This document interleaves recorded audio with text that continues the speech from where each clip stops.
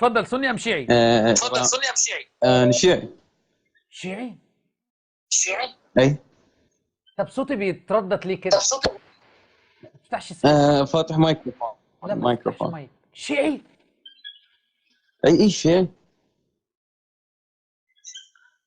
شيعي اثني عشري؟ يا قلبي اسمي انا، يعني انت باسمي لو تريد يعني اقول لك انه انا شيعي؟ لا اثني عشري.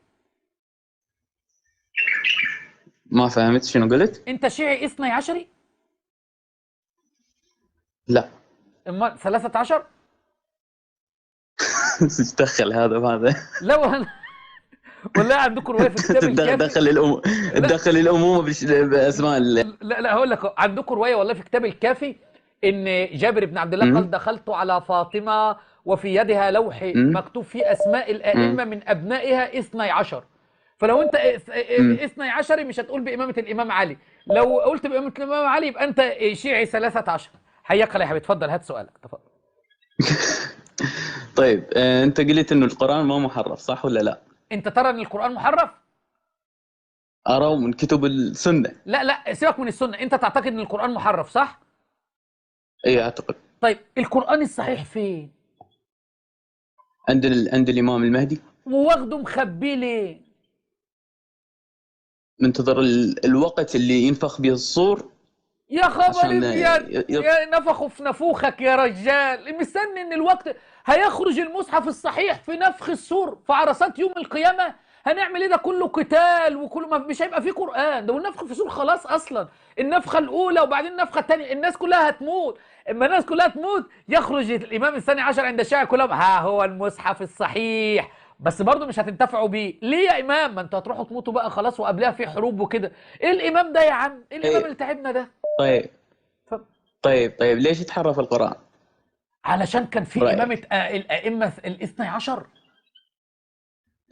وكان في المتعة بالبكر بغير إذن وليها، وكان في أخذ الخمس، كان في القرآن الصحيح أن للمرجع الولي الفقيه بسم الله الرحمن الرحيم، الولي الفقيه يأخذ الخمس بسم الله الرحمن الرحيم، لا بأس للبكر أن تتمتع بغير إذن وليها بسم الله الرحمن الرحيم، وجب الإيمان بعقيدة تنصيب 12 إماما اللي هم هيستخدموا التقية ومش هيبلغوا الدين وعندهم ولاية كرتونية. يا عم يا بالله عليك، ما أصبحتم أضحوكة، والله حرام عليكم، نحن نشفق عليكم. الله يقول إنا نحن نزلنا. ماذا تفعل في قول الله تبارك وتعالى إنا نحن نزلنا الذكر وإنا له لحافظون؟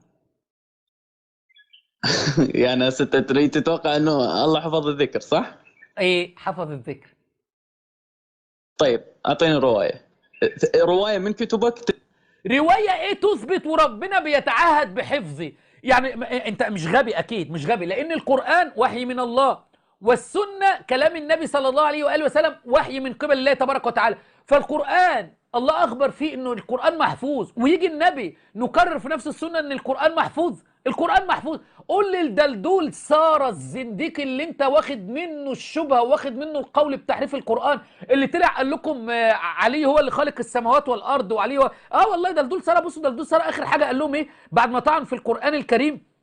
سب لهم في ايه يا اخوة؟ معلش خليكم معايا كده، مش عارف اجيب لهم الفيديو، مش عارف اجيب الفيديو والله، كان نفسي اجيب لك الفيديو. في الاخر قال لهم على ربكم وعلى نبيكم، وسب ربنا وسب النبي صلى الله عليه وسلم. فهو بياخدهم تدريجيا. الزنديق امير زكريا بطرس اللي عمل لك الصليب، اول حاجه يطعن في القران وبعد كده يطعن في القران والسنه. القران محفوظ، ايه دليلك في القران ان القران مش محفوظ؟ تفضل. دليلي من كتبك، كتب السنة. يعني انت بتاخد دينك من كتب. طيب كتب السنة بتقول ان ابو بكر في الجنة، كتب السنة بتقول ان عمر بن الخطاب هو الفاروق، كتب السنة بتقول ان معاوية كاتب للوحي، كتب السنة بتقول ان ام المؤمنين عائشة مبرأة. تأخذ من كتب السنة؟ لعنها الله. ليش لا لعن الله امك، لعن الله نرجس خاتون. هات لي من كتب السنه ان القران محرف. ايوه لعن الله نرجس خاتون اللي كان بشر بياتيها كما ياتي الرجل زوجته. بشر يعني امامك الثاني عشر اللي هو واخد، او امامك المهدي اللي واخد القران الصحيح هو ابن بشر النخاس اصلا. عندك في دينك ابن بشر النخاس. تادب مع ام المؤمنين، قايل لك اطعن فيا بس ما تطعنش في عرض ام المؤمنين. والسنه اللي بيزعلوا يخرجوا من البث. انا قايل في بثي هتطعن في عرض النبي صلى الله عليه وسلم، هلعن في دينك الارض، فخليك محترم ومؤدب. وانت مفكر ما تلعن هناخدك ونقول لك خلاص؟ لا، في 60,000 ده يمشي من البث. تفضل بقى قول لي فين في كتب ان القران ما حد امرك انه تترضى عليها. رضي الله عنها غصب عن اللي جايبين امك. طيب اشكرك. ايوه كده، خليك مؤدب كده. شفت ما بتتهان في ناس كده والله. ما هو امير زكريا بطرس كده برضه، تبقى محترم معاه، لا يطعن في تدعسه وتدعس دينه القذر، يقول لك شكرا طيب ويلم نفسه. اتفضل يا رضا علي.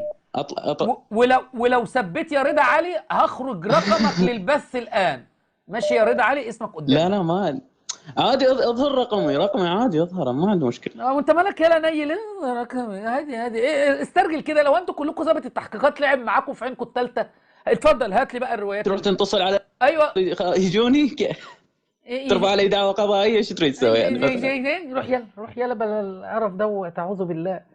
عيال متحوله جنسيا بفتوى الخميني، ما عنده في تحرير الوسيله، والسيستاني اقر بذلك، واسد كثير طلع قال اذا كان رجل عنده ميول لتحويل الجنس فيجوز. شفت بيتكلم ازاي؟ القرآن محرر ويتعب في المؤمنين عايش هؤلاء قذرات اتباع امير زكريا بطرس الزنديق. اعوذ بالله.